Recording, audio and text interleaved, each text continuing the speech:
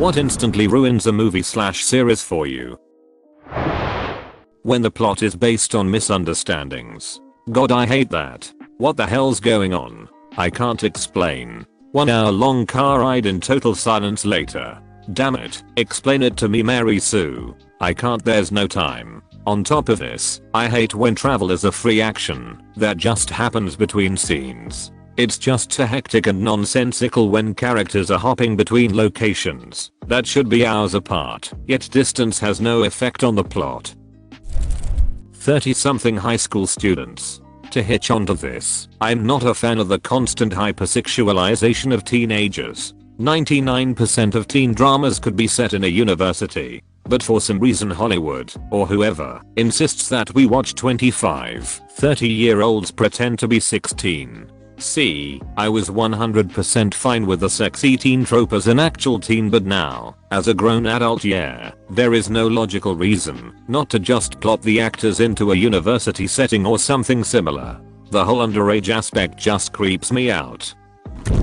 If you kill him, you'll become just like him. So all those countless goons that were slaughtered don't count. Huh. My favorite episode of the Mighty Maximum cartoon was the one where Norman was fighting the guy that killed Norman's father. He has the bad guy backed up to the edge of a cliff and the bad guy says, "If you kill me, you'll be just like me." Norman says, "I can live with that," and shoves him over the edge. Holy moly, Mighty Maximum. That's a cartoon I've not heard of in years. When characters become caricatures of what made them great in the beginning. Prime example is Joey on Friends. Started out as goofy and slightly dumb, ended up functionally brain dead, getting flanderized. When you become a one-dimensional collection of your own tropes. Cough Homer, cough cough. Forced romance subplot. You know someone for 24 hours or less, and you are already willing to spend rest of your life with that person. How? I mean, that ass. Computer hackers. In 30 seconds they pull up blueprints of buildings, can operate all the lights from their computers, find and download tons of data onto a tiny 8GB USB drive in 10 seconds. Just know all the secure passwords randomly, all while wearing an elaborate ball gown and tuxedo. Just once can we get a scene where the hacker is in front of the computer they need to get into? Alright, I'm in. Wow, that was fast. The username and password were written on this sticky note attached to the monitor. Please yes. Followed by a folder on the desktop called private. When characters stare and kiss for what seems like an eternity when they are supposed to be in an urgent rush to do something. It's called having a moment, and it creates an impregnable shield around those involved. Give me 10 good men and some climbing spikes, I'll impregnate the bish. Movie trailers that basically reveal the entire plot and 80% of the good eye candy sequences. Why bother then? When James Cameron filmed Terminator 2, the fact that an old Schwarzenegger, as the T-800, was actually the Protector was supposed to be a plot twist. But the marketing people put it first and foremost in the trailers. Interestingly, a couple of years ago I showed T1 and T2 to a friend of mine who knew absolutely nothing about the franchise, and she was completely surprised when the twist happened in T2. From Dusk Till Dawn is 1000x better if you just watch it without any foreknowledge at all. When someone doesn't do the obvious logical thing. If that was the case, a lot of movies would be over in about 10 minutes. There's a way of writing it where it's still believable, but when characters make literally the dumbest decision it feels too forced. Blatant product placement. It works in certain situations, but when it's in your face or overdone, it's distracting. Count the Logos in Man of Steel or that shiny new Hyundai Tucson in The Walking Dead that never gets guts on it or dust on it for a couple of seasons. Michael Bay is the king of product placement. He's pretty unapologetic about it in the Armageddon commentary too. Yeah, it doesn't even fit Liv Tyler's character that she would have that car, but they gave me a lot of money, and that's money I can use for more special effects. Characters acting out of character / being morons just to make the plot work immediately makes me see them as puppets for storytelling rather than people, and I stop caring about them. Goatee suffered from this in the last season. Then again with Goatee we all suffered in the last season. The real long night was the disappointment we suffered along the way. When there's too much audio fluctuation. Like you can't hear a word they're saying in a dialogue, then cut to an action scene and volume is so high the neighbors think there's a shootout at your house. Thanks so much for the support, suggestions, and award. Nothing yanks me out of a film more than having to play DJ. Have started putting subtitles on instead when I'm the only one up. Would rather read than fiddle with the volume control. You know how high school movies are very stereotypical? That and the awkward silence and eye contact between the characters. Just remove that out the movie. Bloody hell. I hate it when they dramatically stare at each other with a booming background score that tries to make it feel emotional. It's why I prefer watching older films like Alien/S Terminator or Jurassic Park, where the characters feel natural and real, like we are simply watching real people through real events from an alternate universe. Jurassic Park had a few scares, but at least it was plausible. I mean, dinosaurs, man. TL. Doctor, lots of modern Hollywood films are missing this sense of groundedness with the actors, and I prefer the direction of acting and camera work from 70s 90s films. Actually, the background score tries to make you feel emotional, which is just a massive pet peeve of mine, because it always feels extremely unearned. Music can multiply the emotional impact of a scene, but the scene itself has to have that impact for this to work. I don't know if it ruins it, but I hate when two characters have the exchange "I have no choice," and then you always have a choice. The first line is more impactful, implying the person feels hopeless and isn't just a bad guy doing bad things. The second line just sounds like some cheesy motivational crap you'd see on a poster. I disagree. The first line sets up the feeling of hopelessness. The second line is a response to that feeling of despair. It says, take ownership of the choice you choose, even if it's between a bad option and a worse option. Choose that option which best works, and move forward. Maybe it's been poorly used, but those two lines, if used correctly, can be a powerful turning point for a character or even the plot itself. I think it might just be overused. Forced romance. Especially in Western action movies, where there is a male lead and a hot female side character who shows no signs of being into each other, but will always end up kissing in the end. Also, dragging out romances. This happens a lot in anime, where two main characters will have fallen in love super early, but when NT confess their feelings until the very end. Make them a couple and use their relationship for plot FFS. I find it worse when the man is hard, like rustic and beat up, and could never love. Then at the end he's head over heels, in love with the woman. Then in the next movie it's almost inevitably about him trying to find out where they took her and him exacting revenge. James Bond. I can't remember which one. I think it was Daniel Craig's second Bond film. The one where M says, I thought you weren't motivated by revenge because his wife was killed or worked for the bad guys or something. When, at least on the surface, the story does not make sense within the frame of its own narrative. For example, in Star Wars we accept that lightsabers and blasters are real weapons that work. They may not in real life, but they do make sense within the story it's in. Star Wars presents a world in which we can accept that these are things that don't need to be explained. But, if a magical unicorn cowboy showed up in Star Wars that can make people disappear by wishing them away, I think we'd all collectively feel that this does not make sense, even though we've already accepted a premise of magic and lightsabers that also do not make sense.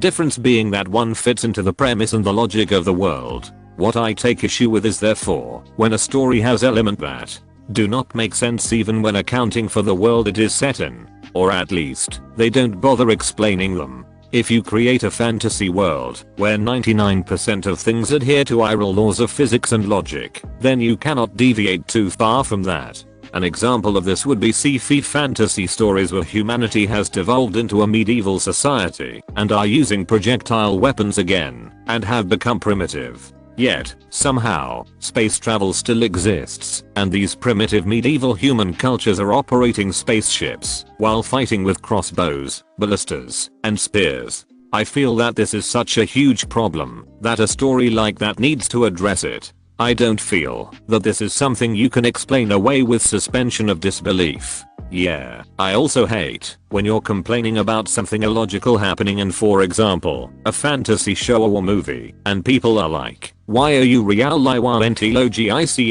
shall we th doc dragon s? Yes, I do. Just because it has dragons doesn't mean that it doesn't need logic. This one goes either way for me. I don't need logic from something like DBZ where the whole idea is just keep shark jumping. But if you want real emotional stakes, you have to ground things in some level of consistent physics or reality. My biggest problem is when someone makes an explanation for something and doesn't run with it. Like Ant-Man. They say it doesn't shrink you, just the space between your atoms. Great. I can buy that. But then don't have people go subatomic in size. Or allow someone to put a tank on their keychain. If you want to do those things, just say they're shrinking. And if you can't make that gel with Ant-Man punching like a full-size human being, then maybe figure out which part you care more about and stick with one. I still enjoy Ant-Man, but the writers were lazy. Over-sexualization. Doesn't matter if male, female or in between. I don't wanna see that. This was the problem I had with Shrek. Can't an ogre just look like a normal ogre? Stupid dummy thick cheeks haunt my dreams.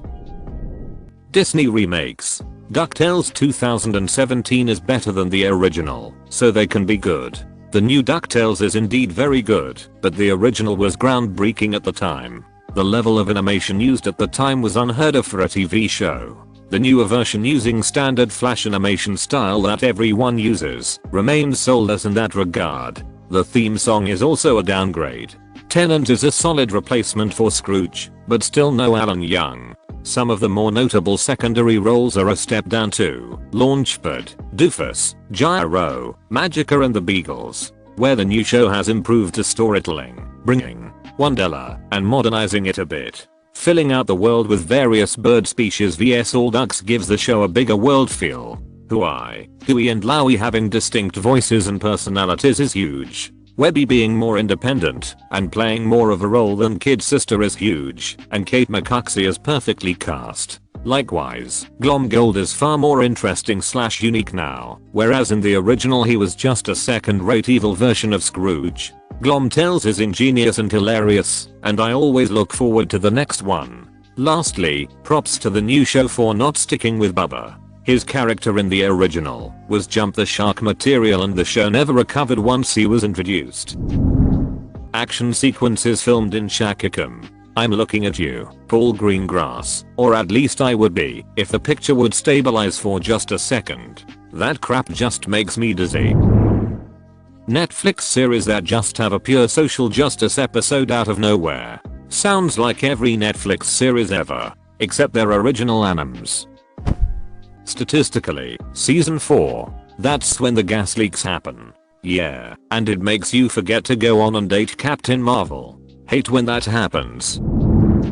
When the actors can't do the accent of the place they're supposed to be from accurately. Just hire a person from the freaking area. It's so stupid, but once I pick up on it, I can't stop focusing on it. It's so distracting. Even worse is when actors / actresses start of a show / movie with one accent, but slowly over the duration of the show revert to their native accents, and then never use the proper accent again. Also, when there are families where every member grew up together within the context of the show, but everyone has a different regional accent. Bogus. Wanda from Avengers has a thick Russian accent in Ultron. That is just gone in the later movies. Bad acting. Am I the only one who can't differentiate between good and bad acting? Go to any Harry Potter film. Look at the way the teachers move and speak and communicate with you through the screen. Then look at the 3 main characters, who speak their lines like they are reading them from cue cards and veer wildly from wooden inexpressiveness to cartoonish mugging. I think almost everyone on Earth would decide that Richard Harris was a better actor than Rupert Grint. When the child-free character suddenly decides to have kids. Like WTF, this happens in every show. Big Bang Theory with Penny. Even a progressive show like Brooklyn Nine-Nine with Jake and Jenna not wanting kids at first then having them. In general, 99% of the time a main character in a show gets pregnant. I'm like, well, that's it for my interest in this. The entire season, at minimum. usually gets derailed, and why is there seemingly always the predictable "oh no, I was supposed to be there at the birth, but then wacky hijinks ensued, lol, who could have predicted" episode? It's such a tired trope. I just wish there were a handful of shows that I could rely on not to follow this particular formula. I know most people want kids, and so they relate to this content. I don't, and I get enough of people saying ooh, but you'll change your mind. Life isn't complete without children. Without every sitcom also trying to shove that message in my face. Yeah, kids and pregnancies change the entire dynamic of a show. Least with BBT, Penny found out she was pregnant at the end of the series, so we didn't have to go through the whole pregnancy with her. There's only so many ways things happening during pregnancy can be funny, and they've all been done before exactly the same way each show does it. I think the reason they do this is to perpetuate that humanity's only reason for existing is to continue. So our only purpose in life is to find a mate, create children, then die. I don't want children either, but that's more because myself and my so don't want to pass on genetic deformities and diseases. I have type 1 diabetes, which usually skips a generation, but still gets passed on. But the other thing is, a lot of these shows don't really show a new parent bringing up a kid without at least a good paying job behind them. It's unrealistic how a single mother has a colonial era house with 4 bedrooms, doesn't ever seem to work on screen, yet has enough money to support herself and her child without struggling too much. But her mother struggled with her when she was younger. Maybe if the show was shown from a poor person's perspective, how having a kid unexpectedly has basically ruined their life and the child will have a bad life because the parents can't afford it. IDK, that's not really the kind of show I'd watch anyways. When it has been adapted from a book and they changed things, when doing what was in the book would have been just as easy or easier to replicate on screen, I will still give all adaptations a chance before dismissing them. For instance, the Passage series by Justin Cronin. Loved the books, but the Fox series changed people's race, gender, and literal storylines. Why? Ahem, adding a love story to The Hobbit. Don't get me wrong, I mainly watched the movie for Aidan Turner and I really appreciate that it gave him more screen time, but it was certainly not needed. Specifically and obviously placed diversity. Thinks of the girl power scene in Endgame Shudder. It almost ruined the flow of the final battle. If it wasn't literally the movie and battle where him dies and the end of a lot of character arcs, then that part alone would have stood out like a sore thumb in the movie. The 3-season build up for a 15-minute fight. Then the fight starts and they cut away to someone else or flashback for an entire episode. The Wilhelm scream. It only ruins it for a moment, but in that moment my immersion is completely broken and I cannot get back into it. I was heavily disappointed to hear it multiple times in the Lord of the Rings trilogy. Really disappointed. Ape. Especially when it's a graphic scene instead of letting the audience deduce it from the story. Law and Order SVU is the exception, but only because that's what the show is about. Everywhere else it reeks to me of totally unnecessary sexual violence. Pretty much my biggest pet peeve ever. I generally go out of my way to avoid any media that use this as a plot advancement technique.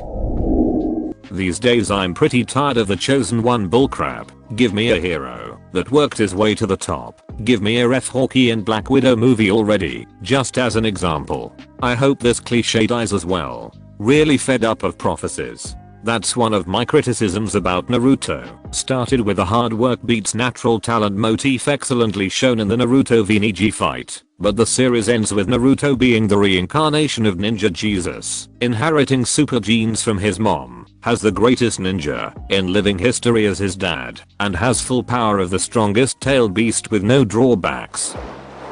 When it is criticized for something, and the people behind it respond by lambasting the audience, you have to adjust your TV brightness to watch the episode correctly. Good lord, the Goatee last season was a crap show. I kinda forgot about Goatee's final season. When the dog dies, I have a no dog movie rule. If a dog is important enough to the movie that I know there is a dog, I'm not watching it, period. There's a website where you can check if the dog dies in the movie. Pretty sure it's doesthedogd.com. I know I shouldn't be bothered by this, but the fans usually ruin the show for me. I'm watching Attack on Titan season 4 right now, and the fans are berating the animators for using CGI when they only had like 10 months to make the season, while other seasons had much longer, and they are sending death threats to the creator for, I kid you not, the music choice in one of the episodes. I love the show, but boy do the fans make me feel like I'm supporting something that's not worth supporting, which I know is incorrect, but it just bugs me. Have you seen the Star Wars fan base? Talk about toxic. When a friend doesn't tell you the plot, but tells you there is a twist, pretty much ruins everything. Or, me too. Then I have to do my best it crowd impression. But now I know there's a twist. Those straight couples they force into a show, like why do they have to shove it down our throats? Oh, and diversity. I mean, come on, I like my shows like real life, without a single minority in it. When they don't finish the series and leave it on a cliffhanger for some reason, I think they often do that in the hopes that the fans will be up in arms enough to have the show renewed/continued on a new network. Other times they don't know whether they'll be renewed or not until after the final episode has aired, so there's not much that can be done at that point. The moment they say the movie's title in dialogue, freaking did it twice in The Little Things, and it was so on the nose I tried to tap out, but my wife wouldn't let me. Yeah, that almost ruined Forrest Gump for me. When it should have ended a few seasons ago, but it kept going by adding unnecessary details/branches to the plotline for popularity's sake. An example is Supernatural. It got way too boring and repetitive, so I stopped watching it. Orange is the New Black has entered the chat. Shameless US would like a seat. The Walking Dead would like a word. Men suck, women rule plotline. In Stranger Things season 3, Maximum really was manipulative. Making Elle break up with Mike for something that wasn't even what she was sad about is a good example. And even if he was some sort of overprotective or trying to control her, like she was claiming, it wasn't because he had any kind of sexism in mind. It's because she is a target for everyone. Upside down, the government, the lab. And she must be careful no matter what. It's that cheap phrase that says great powers come with great responsibilities, and heck, she is a badass, so she must be very responsible and understand some limitations. The best example is when they met at the mall. Mike asks if Hopper knows about that. Maximum quickly says Hopper does not own Elle. But Mike wasn't even thinking about that. He asked that because he knows Elle is not allowed to go there without supervision, and the reason for that again has nothing to do with she being female, but because it may be too risky, because she is a target and have superpowers that can bring the whole mall down in a secretary. Maximum, the redhead character, ruined the dynamic, annoying, treating both Lucas and Mike like crap just because they are male. They really tried to push that agenda a bit too far, Imo. Not that it is something that shouldn't be discussed, of course, but it could be a bit better introduced. That's not all. In season 3 they made Hopper this super jealous guy because Joyce was seeing someone. I think Nancy and Jonathan were working in this cartoonishly sexist place. I sided with Mike the whole way, and Maximum has become an irredeemably unlikable character at this point. I also don't understand what happened to Hopper. I actually loved the gender equality in the earlier seasons of the show. This was not anything like that at all. There is nothing equal about taking Mike and Eleven's healthy, balanced relationship and then having her respond to his indignation at her spying on him with her powers with "I make my own rules." No, you don't. A relationship requires mutual respect. I prefer stories showing me equality rather than telling me. When a character becomes a talking piece, you break one of the most important rules of writing. Show, don't tell.